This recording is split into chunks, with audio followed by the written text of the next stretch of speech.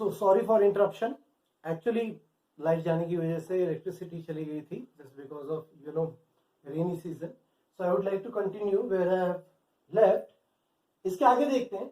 In another hand she is holding charter of rights of man. Charter of rights of man stands for fundamental rights, means rights of man. यहां पे भी rights of man ही कहा गया है क्योंकि 1848 में जब फ्रांस, एंड फर्दर आगे चैप्टर के आगे वाले पार्ट्स में पढ़ेंगे कि 1848 में फ्रांस में रिपब्लिक एस्टैब्लिश हुई थी, but it was short lived. वो मेंशन नहीं है बुक में. अभी बहुत सारी चीजें ऐसी जो आई विल रिवील, मैं आपके सामने लेके आऊंगा, बट हाँ आपको लेटर ऑन ये सारी चीजें पता चलेंगी. सो इनके in one hand she is holding torch of enlightenment to enlighten entire society which was living under the darkness of monarchy absolutist rule. Second one she is holding charter of rights of man, means यहाँ पे लोगों को बताया गया कि आपके भी fundamental rights होने चाहिए. So again it was a symbolic image. ये एक सिंबॉलिक इमेज, एक मेटाफोरिकल इमेज है. मेटाफर इंग्लिश में आपने पढ़ा होगा about poetic devices. Poetic devices क्या होती है, जैसे कि हिंदी में आप अलंकार कहते हैं, वैसे हिंदी में इंग्लिश में उनको अलंकारों को पोएटिक डिवाइसेस कहा जाता है. तो मेटाफर यहाँ पे यूज किया गया. Liberty, statue of liberty. So यहाँ पे इनकी दो एट्रीब्यूट्स हमने देख लिए. आगे चलते हैं now.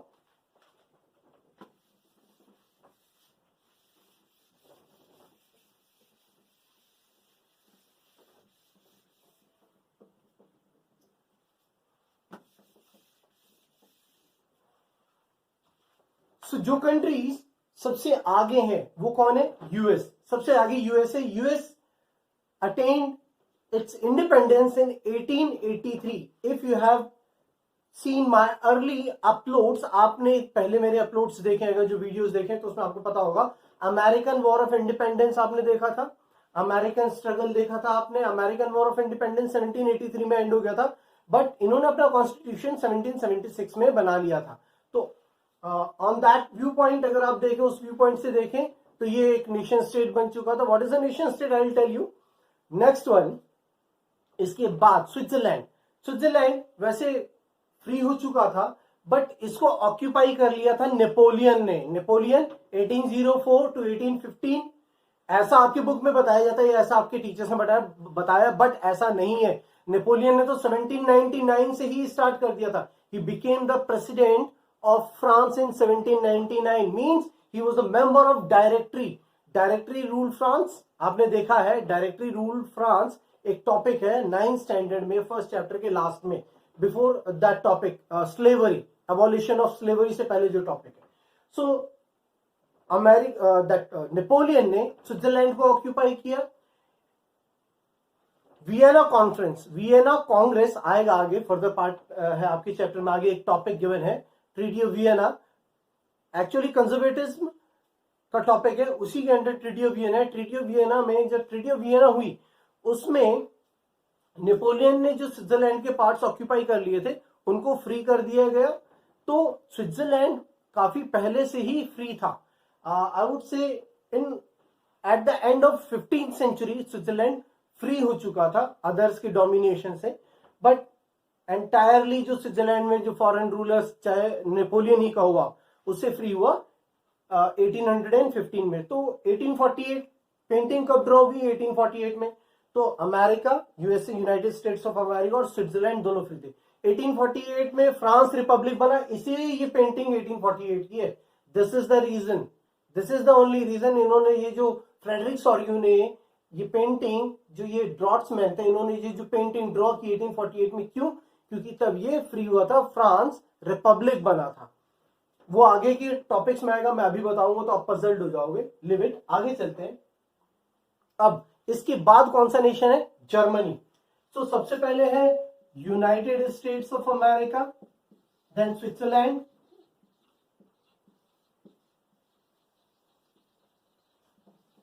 Then France,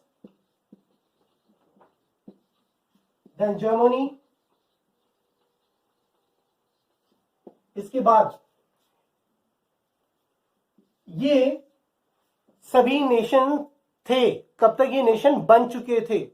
Switzerland, US and France nation थे।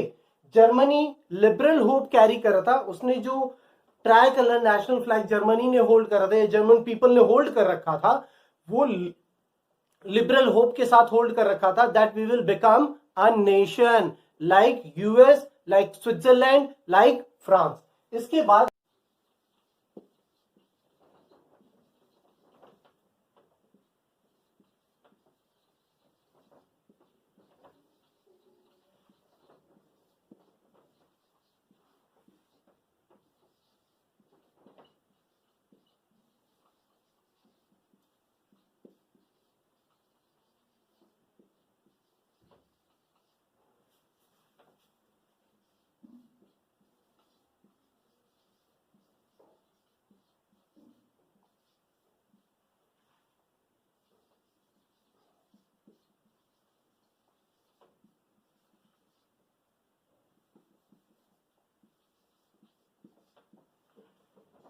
सो इन दैट प्रोसेशन जिसमें यूएसए आगे, स्विट्जरलैंड उसके पीछे फ्रांस, देन जर्मनी, एंड फिर उसके बाद में ये नेशंस। देखिए आपकी बुक में आई डोंट नो एग्जैक्टली, अभी तो मुझे याद नहीं है what is the that sequence of nations, but Lombardian kingdom of Sicily मैंने जानबूझ के यहाँ पे दोनों को एक साथ मेंशन किया, भले आपकी बुक में मेंशन हो या ना। These are the two parts of Italy. ये इटली की प्रेजेंट डे इटली के पार्ट हैं, लेकिन ये तब तक different you can say monarchies rule कर रही थी, अलग अलग इसमें kingdoms, you can say princely houses थे, जिस वजह से ये अपनी फ्रीडम, अपने आप को नेशन स्टेट बनाने की थिंकिंग मन में रख के वहां आए थे according to that painting. Is that clear? यहां तक आपको क्लियर होगा। नाउ आगे चलते हैं।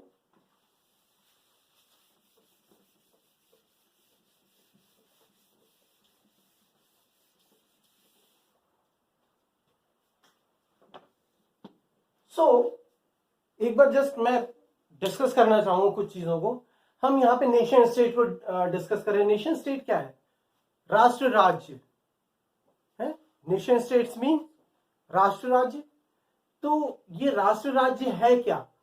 हम राष्ट्र राज्य कहते हैं कि जो डेमोक्रेसी है उसका ओरिजिन कहां, फ्रांस से है, but it is not right. अगर आप देखें at that point of time जब महाजनपदास पीरियड हुआ करता है इंडिया में, महाजनपदा का पीरियड कब, महाजनपद का पीरियड कब है? 600 BCE।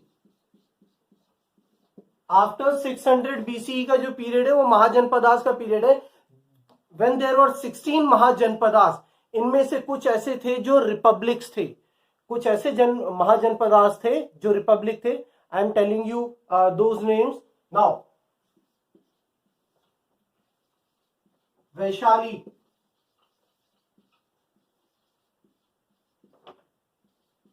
Licchavi, Malla, and few others like two more names, Pipli one and Kapilvastu. Yes.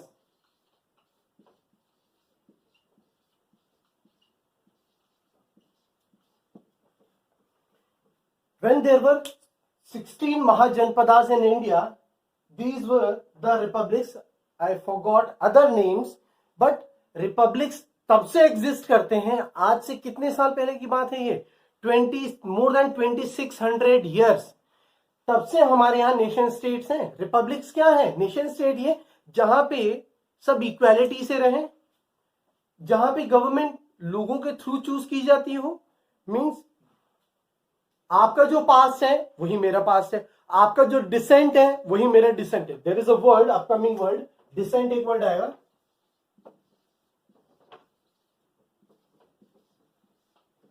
What is the meaning of this word?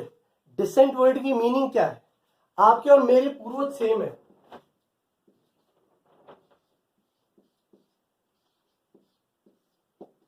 Means descent, descendency, descent, पूर्वज, एंसेस्टर्स, हम उनकी बात कर रहे हैं।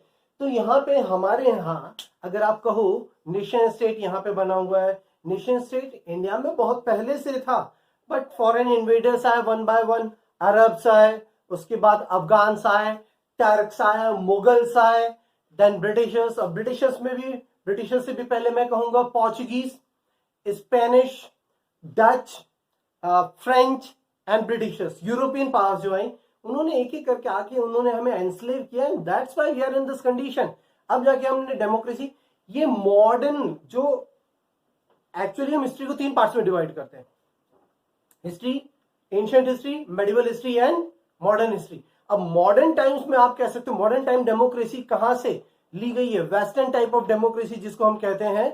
अगर आप एनटीएससी पढ़ते तो एनटीएससी में आपको national talent search examination, NTSC में आपको आरबीएससी फर्स्ट जो स्टेज है उसमें मोस्ट ऑफ द टाइम्स आपको जो कुछ भी आएगा सब कुछ आपका आरबीएससी से ही आता है। ऐसा नहीं कि एंटायरली आरबीएससी में अलग कुछ कोर्स है, काफी कुछ जो मैच करता हुआ है वो आपका सीबीएसई से मैच करता हुआ है, बट हाँ वो आरबीएससी बेस्ड होता है। तो उसको आप जब पढ़ेंगे तो आपको ये सारी चीजें ऑटोमेटिकली पता चल जाएंगी कि हाँ ये महाजनपदास के पीरियड में क्या हुआ करता था एंड ऑल दैट। चलिए, I would like to add here why this painting is given at the beginning of this chapter, क्यों दिया गया? एक्चुअली जो कुछ भी फ्रांस में होता था उसका इंपैक्ट एंटायर यूरोप पे आता था। फ्रांस में कुछ भी, आप ये समझ लीजिए कि France was example for other European countries. France में कुछ भी होता उसका replication other parts of Europe में होना ही होना था। दैट्स वाई ऑस्ट्रियन चांसलर हुआ करते थे ड्यूक मैटरनिक, आप ट्रीटी ऑफ वियना में उनका नाम सुनेंगे। He presided that meeting, that treaty of Vienna, he presided means उसके अध्यक्ष थे ये, उसकी अध्यक्षता इन्होंने प्रेसिडेंटशिप उसमें निभाई थी, मतलब उन्होंने लीडर किया था उस ट्रीटी ऑफ वियना जो ट्रीटी हुई थी इन बिटवीन कंजर्वेटिव्स। तो ट्रीटी ऑफ वियना में जो लीडर थे चांसलर ड्यूक मैटरनिक, उन्होंने एक स्टेटमेंट भी दिया था, when France sneezes rest of Europe catches cold. मतलब फ्रांस में कुछ भी होता था तो उसका इंपैक्ट पूरे यूरोप पे पड़ता था। मतलब फ्रांस जब छींकता था तो पूरे यूरोप को सर्दी हो जाती थी। कहने का मतलब क्या, फ्रांस को अगर कुछ हुआ या फ्रांस में कुछ भी कोई इंसिडेंट फ्रांस में अगर होता तो उसका इंपैक्ट पूरे यूरोप पे होना ही था। तो जस्ट बिकॉज ऑफ दैट यहाँ पे ये फ्रेडरिक सॉरियो ने पेंटिंग बनाई। इस पेंटिंग का थीम क्या है, to spread nationalism in rest part of Europe. अब फ्रांस में रिपब्लिक एस्टैब्लिश हो चुकी है 1848 में। अब ये जो यहाँ पे रिपब्लिक एस्टैब्लिश हुई, ये फॉर्म ऑफ गवर्नमेंट बाकी यूरोप में भी स्प्रेड हो, इसीलिए इन्होंने ये पेंटिंग बनाई। अब इसमें कुछ लिबर्टी, स्टैच्यू ऑफ लिबर्टी के बारे में बात करते हैं। स्टैच्यू ऑफ लिबर्टी यहाँ पे क्या है, लिबर्टी एक्चुअली लिबर्टी वर्ड, देखिए अब जो चीज मैं आपको बताने जा रहा हूं ये चीज शायद आपने इससे पहले ना सुनी हो, and when you are going to search this thing definitely you will be amazed. So as you see here liberty,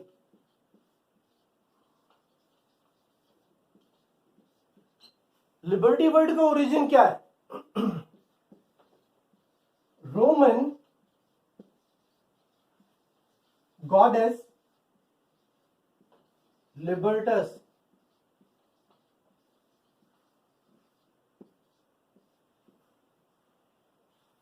liberty हमेशा फीमेल फिगर में क्यों रिप्रेजेंट की गई, इसका भी आपको आंसर मिल गया। एंड लिबर्टी में हमेशा आपने देखा होगा स्टैच्यू ऑफ लिबर्टी या मैरियन या जर्मन या कभी भी नेशन को एक फीमेल फिगर में क्यों रिप्रेजेंट किया गया। नेशन स्टेट एक ऐसी प्लेस है जो कि फ्री ऑफ ऑटोक्रेटिक और एब्सोल्यूटिस्ट मोनार्की से फ्री हो, यू कैन से।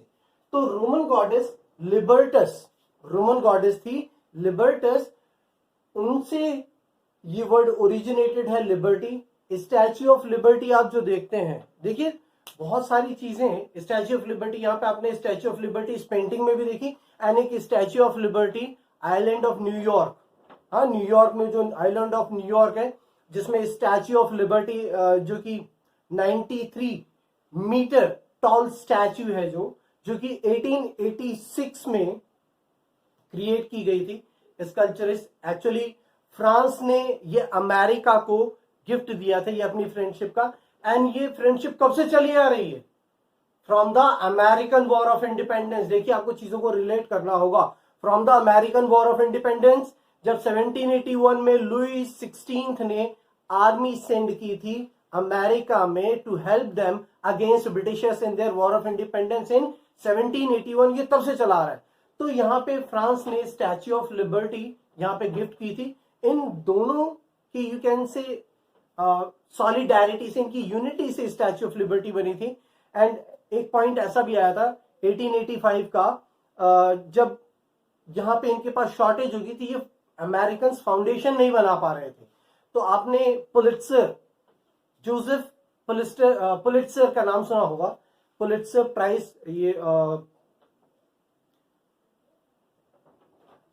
पत्रकार आपके होते हैं जो रिपोर्टर्स एंड ऑल, तो इसमें पत्रकारिता में जो रिपोर्टरशिप में जो सबसे बड़ा प्राइज होता है पुलिट्जर होता है वो। तो इनको जो उस टाइम पे जोसेफ पुलिट्जर थे, इन्होंने 1,20,000 लोगों से इन्होंने यू कैन से चंदा इकट्ठा किया, जिससे कि ये स्टैच्यू ऑफ लिबर्टी का बेस बना पाए।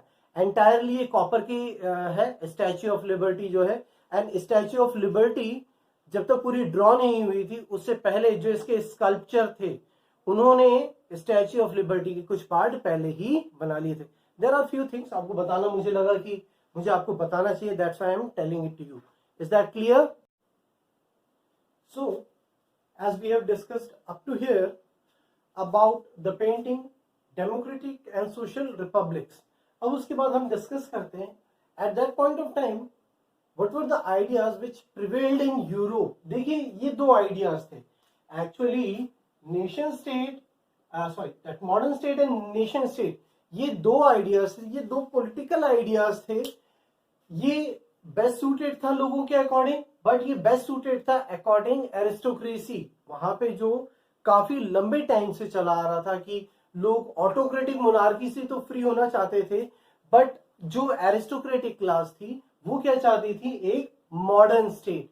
एंड जो कि आपको further part of this chapter, आपको upcoming part of this chapter, ये चीज आपको एट वेरियस स्टेजेस मिलेगी। Conservatives as well as at that point of time जब 1848 में फ्रांस रिपब्लिक बना, फ्रांस के रिपब्लिक बनने के बाद 1848 के बाद 1851 में ही 1848 में प्रेसिडेंट बना था। देखिए यहाँ पे लुइस नेपोलियन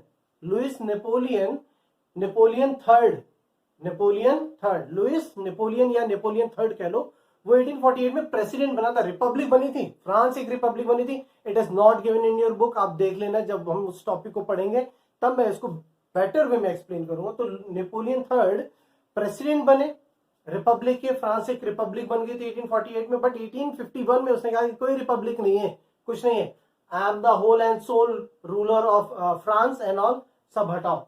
सो इस वजह से मॉडर्न स्टेट वाला आइडिया ज्यादा आपको इस चैप्टर में दिखेगा।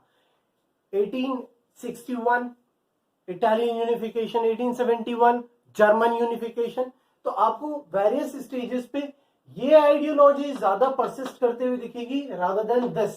ठीक है, अब देखते हैं what is it sir. Modern state centralised power exercised over clearly defined territory. Centralised power, power in one person's hand, और you can say central power, जिसको आज अगर हम प्रेजेंट डे, अगर इस मॉडर्न स्टेट को अगर हम present day form of government पे, किसी भी फॉर्म ऑफ गवर्नमेंट पे अगर अप्लाई करना चाहते हैं, तो वो है यूनिटरी फॉर्म ऑफ गवर्नमेंट, जो कि आप पॉलिटिक्स के फर्स्ट चैप्टर और सेकंड चैप्टर में देखेंगे। वो आप वर्ड देखेंगे but you don't know what is unitary form of government. Unitary form of government में ये होता है कि सेंट्रल गवर्नमेंट के पास पावर होती है, वो स्टेट गवर्नमेंट्स को पावर देती है, but on temporary basis. Whenever central government wants to take power, central government can take back all the powers from state governments. इनके पास ट्रांजिटरी टेम्पररी पावर्स होती है। तो मॉडर्न स्टेट भी यही था कि सेंट्रल गवर्नमेंट के पास या सेंट्रल अथॉरिटी के पास पावर हो, स्टेट्स के पास या जो उसकी फर्दर प्रोविंसेस थी, प्रोविंसेस क्योंकि उस टाइम पे प्रोविंसेस एग्जिस्ट करती थी, स्टेट नहीं थे, प्रांत जिन्हें कहते हैं, तो प्रोविंसेस को पावर देना और उनसे जब मर्जी चाहे पावर वापस लेना। So centralised power exercised over clearly defined territory. Nation state अगर होगा तो उसकी टेरिटरी डिफाइंड नहीं होगी। क्यों नहीं होगी? आज आप 4 फ्रेंड से, मान लिया जाए हम लोगों के अकॉर्डिंग नेशन स्टेट को डिफाइन करते हैं, 4 फ्रेंड से, 5वां फ्रेंड अगर आप में ऐड होना चाहता है तो क्या आप उसको ऐड नहीं करेंगे? आप बिल्कुल ऐड करेंगे, क्योंकि यहाँ पे इक्वालिटी वाली बात है। तो नेशन स्टेट भी इक्वालिटी वाली बात है। तो नेशन स्टेट में अगर कोई ऐड होना चाहता है या अपने आप को मर्ज करना चाहता एग्जिस्टिंग नेशन स्टेट में तो उसको वेलकम किया जाता था, जबकि मॉडर्न स्टेट में ऐसा नहीं होता था। मॉडर्न स्टेट में सेंट्रलाइज पावर होती और इसकी टेरिटरी डिफाइन होती, इसमें भी ऐड कर सकते थे बट इक्वालिटी का कोई सेंस ही नहीं था। Is that clear? नेक्स्ट आगे देखते हैं, which had been developing in Europe from a long period of time. ये काफी लंबे टाइम से चला आ रहा है। आप फ्रेंच रेवोल्यूशन का एग्जांपल देख लो। फ्रेंच रेवोल्यूशन में क्या हुआ, लुइस 16 से पावर ली नेशनल असेंबली ने। नेशनल असेंबली में डायरेक्टरी फॉर्म हुई। डायरेक्टरी में डायरेक्टर्स थे, 5 डायरेक्टर्स थे, जिनमें से हर एक डायरेक्टर के पास 3 मंथ्स के लिए फ्रांस की प्रेसिडेंटशिप होती। वो प्रेसिडेंट होता 3 महीने के लिए फ्रांस का, जिसमें मैक्सिमिलियन रॉबेस्पियर एक बहुत ही ऑकवर्ड आउटकम रहा, जो कि फ्रांस की हिस्ट्री का डार्क पीरियड रहा है। Maximilien Robespierre 1793 to 94। तो ये चीज काफी बहुत ही लंबे टाइम से डेवलप हो रही थी। नेपोलियन बोनापार्ट मॉडर्न स्टेट का क्लियर एग्जांपल नेपोलियन बोनापार्ट है। सेंट्रलाइज्ड एडमिनिस्ट्रेशन था, उसकी टेरिटरी क्लियरली डिफाइंड थी, एज वेल एज वो अपने अकॉर्डिंग रूल करता था rather than the wishes of the people. लोग क्या सोचते हैं उसके अकॉर्डिंग वो रूल नहीं करता था। बट इसका अपोजिट जो फ्रांस में प्रिवेल कर रहा था, just because of philosophers, intellectuals you can say, उन्होंने इनको बताया कि nation state is a better place. And India, तो मैं ये कहूंगा कि किसी और कंट्री के बारे में डिस्कस करने से पहले अगर हम इंडिया के बारे में डिस्कस करें तो हम अगर राम राज्य की भी बात करते हैं तो राम जी के टाइम पे भी तो नेशन स्टेट था। लोग इक्वालिटी से रहते थे, हम एक दूसरे से प्यार करते थे। लोग अगर किसी को कोई प्रॉब्लम होती तो लोग उसकी हेल्प किया करते थे। रूल ऑफ लॉ था, रूल ऑफ लॉ, वहां पे लॉ रूल करता था और सभी इक्वल थे। वहां पे कोई किसी का यू कैन से एडवर्सरी, विरोधी, किसी के विपरीत कोई नहीं खड़ा होता था। तो नेशन स्टेट तो हमारे टाइम इमेमोरियल से, जब से हम टाइम इमेमोरियल मीन समय को आप जब से जानते हो, जब से समय को जानते हो मतलब जब से हम चीजों को जानते हैं, तो टाइम इमेमोरियल दैट इज तो नेशन स्टेट इंडिया में बहुत पहले से एग्जिस्ट करता है। बट एक्चुअली यू नो जो ये वेस्टर्न आइडियोलॉजी है, आज जो आप स्टडीज कर रहे, देखिए मैं थोड़ा सा टॉपिक से साइड जाके कुछ बात बताऊंगा आपको, कुछ बोलना चाहता हूं मैं। आज जो एजुकेशन है ना, वेस्टर्न एजुकेशन, देखिए अगर आप रियल में पढ़ेंगे, इंडियन हिस्ट्री को पढ़ते हैं, the type of education which we are providing और which is existing in our India right now, मतलब आज हमारे भारत में जो एजुकेशन सिस्टम, जो एजुकेशन स्ट्रक्चर है, it was given by Thomas Macaulay, British official था। उन्होंने, ब्रिटिशर्स ने ये चीज देखी कि इंडिया एक प्रोस्पेरस कंट्री है, यहाँ पे हर कोई बहुत अच्छे से रह रहा है, तो इस कंट्री को एनस्लेव कैसे किया जा सकता है, इनकी वेल्थ लेके एनस्लेव नहीं कर सकते। तो उन्होंने हमारे एजुकेशन स्ट्रक्चर पे सबसे पहली चोट हमारे एजुकेशन स्ट्रक्चर पे की। जब इंग्लैंड में पहला स्कूल ओपन हुआ था at that point of time, India में 7,20,000 पाठशालाएं हुआ करती थी। तो यहां तो मैंने क्लियर आपको फैक्ट प्रोवाइड कर दिया। नाउ यू कैन इजीली जज कौन ज्यादा बेटर है, हम या वो। लेकिन फिर भी क्या करें, जो एजुकेशन स्ट्रक्चर है हमें उसको अकॉर्डिंग ही चलना होगा एंड ऑल दैट। अब स्पीचेस से क्या मतलब है, चलिए आगे चलते हैं, लिमिट जाने दें। Nation state place where majority of citizen, citizen यानी कि इनहेबिटेंट्स, जो वहां रहने वाले, सिटीजन यानी कि, देखिए there is a big difference between citizen and subject and citizen. Hold on, चलिए मैं यहां पे लिख देता हूं, ये तो हो चुका है, बेटर।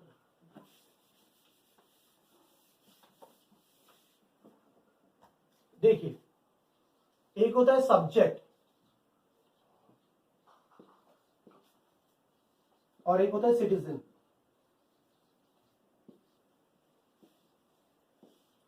सिर्फ एक चीज से ही डिफाइन कर सकते हैं आप इसको,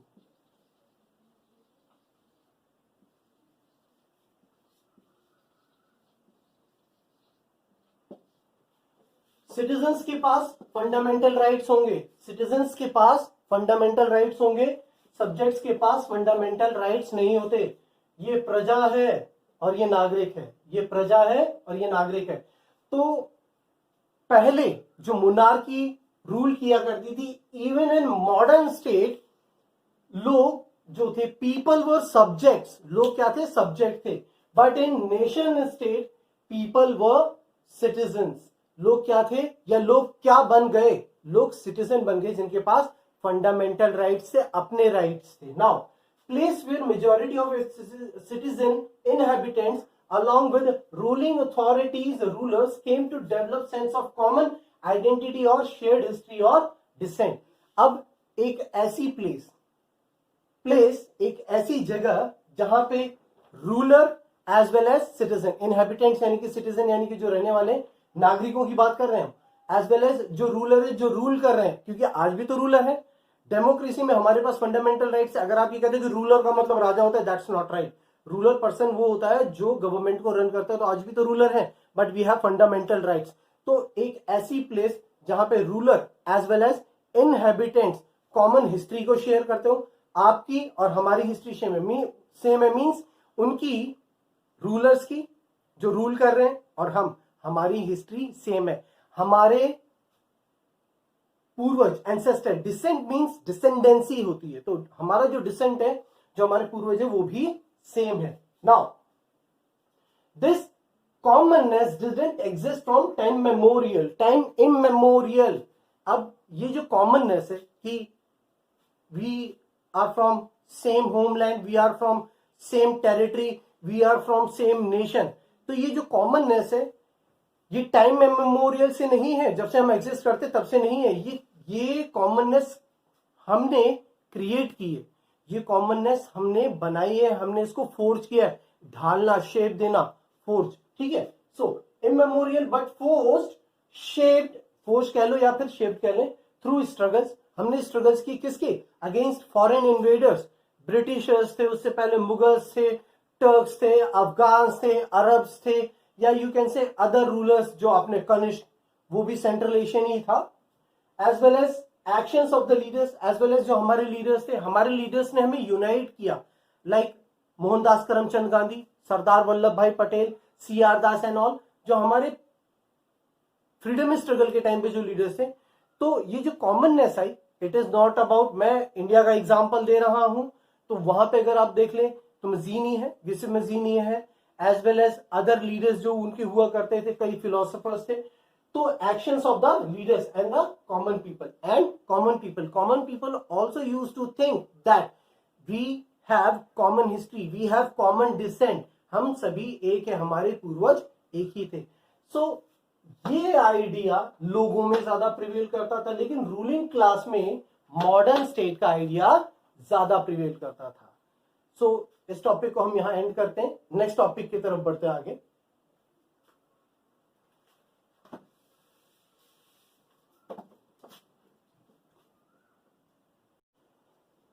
सो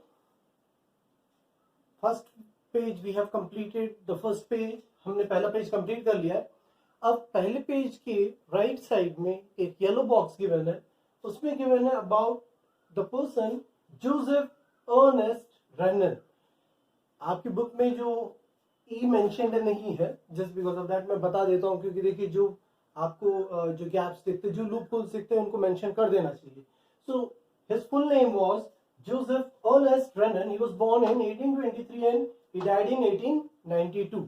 सो before his death, 10 years before his death, ये सॉर्बोन यूनिवर्सिटी गए थे इन फ्रांस, पेरिस में.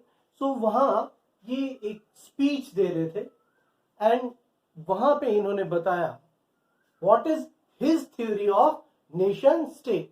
एक्चुअली जो एग्जिस्टिंग थ्योरीज थी, एग्जिस्टिंग थ्योरीज को इन्होंने यहाँ पे क्रिटिसाइज किया. ओपन क्रिटिसिज्म था इनका. क्यों? इन्होंने जो क्रिटिसिज्म रखा, या जो इन्होंने जिन चीजों को इन्होंने क्रिटिसाइज किया, वो क्यों क्रिटिसाइज किया, उसके पीछे इनके पॉइंट्स थे. वो क्रिटिसिज्म क्या था, देखिए. He criticised explanation of others that nation state occurs due to common language, race, religion और टेरिटरी. लोग कहते थे कि नेशन स्टेट क्या है, जहां पे लोग कॉमन लैंग्वेज बोलते हैं, जहां लोग एक ही रेस के, एक ही जाति के हैं, प्रजाति दैट इज, एंड एक ही रिलीजन के हैं, या फिर एक ही टेरिटरी में रहते हैं. तो इसको इन्होंने किस तरह से क्रिटिसाइज किया? देखिए बुक में ऐसी कोई एक्सप्लेनेशन नहीं है, but I am going to tell you कैसे. Language, America as well as Britain, दोनों प्लेसेस के लोग हमेशा, अगर आप देखें, सुने उनको, the language they use to speak is English. Basically the language they use to speak is English. तो क्या ये एक ही नेशन के लोग हैं? नो. तो यहाँ पे इस तरह के पॉइंट्स इन्होंने वहां प्रेजेंट किए लोगों के सामने कि अगर अमेरिका और इंग्लैंड के लोग दोनों ही इंग्लिश बोलते हैं एंड वो दोनों एक नेशन को बिलोंग नहीं करते, that means it is wrong. Language वाली बात अलग है। रेस, अब जो लोग अफ्रीका में हैं और जो लोग अमेरिका में, अफ्रो अमेरिकन, आपको पता है ये लोग अफ्रीकन, ट्रायंगुलर स्लेव ट्रेड हुआ था तो यहां से इनको स्लेव्स को ले जाया गया था वहां पे एग्रीकल्चर के लिए, वर्क करने के लिए। अब वो वहां के आज नेटिव्स हो चुके हैं, वो लोग वहां के नेटिव हो चुके हैं। तो क्या अलग अलग प्लेस, देखिए आपकी रेस सेम है, जो अफ्रीका में है वो भी उसी रेस के हैं और जो अमेरिका में वो भी उसी रेस के हैं। White settlers of Europe, Europe से जो लोग अमेरिका में जाके सेटल डाउन हुए वो लोग भी तो यूरोपियंस हैं, उनका डिसेंट यानी कि उनकी रेस भी तो सेम है। तो क्या दोनों का नेशन सेम है? नो। दैट्स व्हाई यहाँ पे रेस वाली थ्योरी भी। रिलीजन, जो अमेरिका में या यूरोपियन कंट्रीज में या इंडिया में या in different parts of the world, चाहे वो हिंदू हो, चाहे वो मुस्लिम्स हो, चाहे वो क्रिश्चियंस हो या फिर किसी और अदर रिलीजन के, तो क्या वो सभी एक नेशन स्टेट का पार्ट है जो different parts of the world में रह रहे हैं? दैट्स राइट, एक नेशन स्टेट का पार्ट नहीं है। एंड एट लास्ट टेरिटरी, अब एक ही टेरिटरी में रहने वाले, जैसे कि अभी मैंने आपको वो पेंटिंग अभी हमने डिस्कस की थी डेमोक्रेटिक एंड सोशल रिपब्लिक्स, तो उसमें लोम्बार्डी को हमने डिस्कस किया था, as well as kingdom of two Sicilies, आज जिसको नेपल और सिसिली के नाम से जानते हैं, नेपल्स एंड सिसिली उसके नाम से जानते हैं, पहले इसको kingdom of two Sicilies. We will discuss this in unification of Italy, मैं उसमें बताऊंगा, काफी डीप काफी अच्छा टॉपिक है एंड यूपीएससी का टॉपिक है ये, आईएएस आईपीएस का टॉपिक है ये। Whatever we are discussing here, ये आईएएस आईपीएस की स्टडीज में, यूपीएससी सिविल सर्विसेज की स्टडी में आता है। सो इनका यहाँ पे कहना बिल्कुल ही करेक्ट था कि नेशन स्टेट वो नहीं है जहां पे लोग कॉमन लैंग्वेज बोलते हो, जहां पे लोगों की रेस कॉमन हो, लोगों का रिलीजन कॉमन हो, या लोग एक ही टेरिटरी में रहते हो, उसको नेशन स्टेट नहीं कह सकते। नेशन स्टेट इनके अकॉर्डिंग किसको कहते हैं? ही एम्फोसाइज्ड और यू कैन से advocated that nation state is pooling, culmination or consolidation of long past of endeavors, sacrifices as well as devotion. Endeavors means efforts, जो आप effort लगाते हो।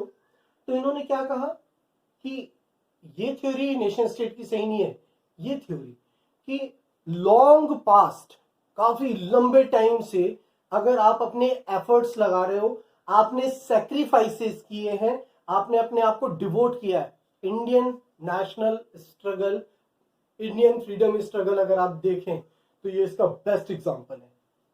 हम बहुत लंबे टाइम से स्ट्रगल कर रहे थे अगेंस्ट ब्रिटिशर्स, हम एफर्ट्स लगा रहे थे, हमने अपने आप को फुली डिवोट किया था, sacrifices, more than 7 lakh revolutionaries died in Indian freedom struggle. तो ये थ्योरी ज्यादा एप्रोप्रिएट है rather than this theory. Last one, a daily referendum plebiscite, यहां पे थोड़ा सा मैं डिस्कशन करना चाहूंगा। इनकी थ्योरी में जो सबसे फेमस स्लोगन था that was a daily referendum. इनके अकॉर्डिंग नेशन स्टेट क्या होना चाहिए? जहां पे डेली रेफरेंडम होता है। What is referendum? प्लेबिसाइट क्या है कि किसी एक इश्यू पे, देखिए रेफरेंडम एंड प्लेबिसाइट में little bit difference is there, मैं वो भी बताऊंगा आपको। ये होता क्या है कि आप किसी भी इश्यू के ऊपर, सपोज आपने कोई इश्यू, यहाँ पे एक इश्यू रखा गया कि हाँ या इंडिया में एनआरसी एनैक्ट की जाए या ना की जाए, इंडिया में एनआरसी लागू की जाए कि ना की जाए। तो ये एक इश्यू हो गया। अब इस इश्यू को डिस्कस करना, लोगों से पूछा व्हाट इज योर ओपिनियन। अब लोगों ने उस पर्टिकुलर इश्यू पे जो ओपिनियन रखा दैट इज प्लेबिसाइट, लोगों से डेली पूछना। अब अगर आप देखें डेमोक्रेसी होता क्या है सर? रूल ऑफ पीपल, हमने वो अब्राहम लिंकन वाली आपने उनकी थ्योरी, उनका जो स्टेटमेंट, जो डेफिनेशन है उनकी, by the people, to the people, for the people, जो हमने पढ़ा है, थ्योरी पढ़ी है हमने, तो उसमें अगर आप देखें उसमें भी डेली रेफरेंडम की ही बात की गई है। But huge country like ours, India जितनी बड़ी कंट्री के लिए डेली बेसिस पे रेफरेंडम पॉसिबल नहीं है, because we are not able to sit 136 crore, we are nearly 140 crore we are. क्या हम हर रोज एक जगह एक साथ बैठ सकते हैं? Is there any place? where we all can sit together on daily basis and take our decisions on our own, that's not possible. इसीलिए हमने रिप्रेजेंटेटिव फॉर्म ऑफ डेमोक्रेसी, देखिए जितनी भी नेशंस आज वर्ल्ड की बड़ी कंट्रीज है वहां पे आपको रिप्रेजेंटेटिव फॉर्म ऑफ डेमोक्रेसी मिलेगी. जहां छोटी कंट्री है स्विट्जरलैंड, वहां पे डायरेक्ट डेमोक्रेसी, हमारे यहाँ indirect democracy, direct and indirect. UPSC का टॉपिक है 10th स्टैंडर्ड, आरबीएससी में आप पढ़ते हैं और ये एनटीएससी में भी आता है. तो direct democracy and indirect democracy. हम इनडायरेक्ट डेमोक्रेसी, हम डायरेक्टली रूल नहीं कर रहे, हम अपने रिप्रेजेंटेटिव्स के थ्रू रूल कर रहे हैं. जबकि डायरेक्ट डेमोक्रेसी में क्या पीपल डायरेक्टली रूल करते हैं डेली बेसिस पे, लेकिन ये वहां पॉसिबल है.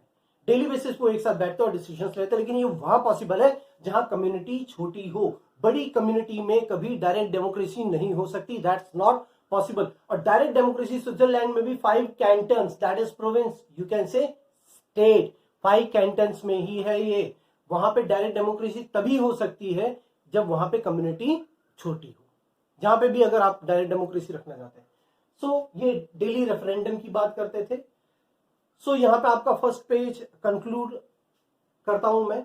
एक्चुअली देखिए यहाँ चैप्टर स्टार्ट हुआ था और 10th स्टैंडर्ड है. You need to be serious about your studies as well as मेरा भी उतना ही एफर्ट होना चाहिए जितना आपका है, और आपसे तो इवन मेरा एफर्ट ज्यादा होना चाहिए. And I am putting my effort, everything I have got, I am putting those efforts into my videos. But it's up to you. अगर आप पूरी वीडियो देखते हैं then you will be able to attain entire benefit of this video. Entire benefit, आपको जो पूरा knowledge जो चाहिए वो आपको पूरी वीडियो देखने से ही मिलेगा. तो इट्स अप टू यू.